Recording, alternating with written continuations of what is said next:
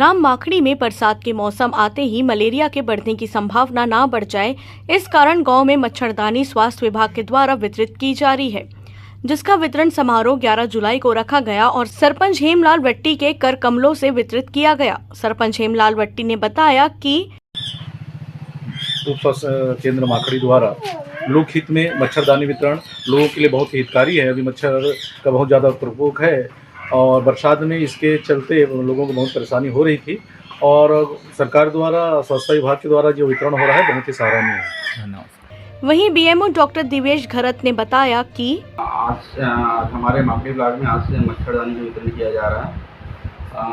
हमारे ब्लॉक में टोटल 83,000 मच्छरदानी आया है और इसमें सभी गांवों में सभी परिवार को बांटने के हैं।